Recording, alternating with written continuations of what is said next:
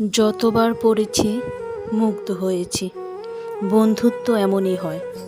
মাইলস্টোনে দুর্ঘটনার পর বেঁচে যাওয়া একজন ছাত্র তার আহত বন্ধুকে ক্লাসরুম থেকে ফিরিয়ে আনতে গিয়েছিল। ফায়ার ব্রিগেডের অফিসার বাধা দিয়ে বললেন, এর কোনো লাভ নেই, তোমার বন্ধু অবশ্যই মারা যাবে। কিন্তু ছাত্রটি তখনও গিয়ে তার বন্ধুকে একা একা ফিরিয়ে আনলো।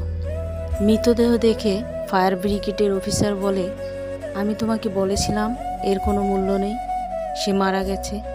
ছাত্রটি উত্তর দেয়, না স্যার, এটা সত্যিই মূল্যবান ছিল। যখন আমি তার কাছে গেলাম সে তখনও জীবিত ছিল। আমার বন্ধু আমাকে দেখে হাসলো এবং তার শেষ কথাটা বলল, আমি জানতাম তুমি আসবে।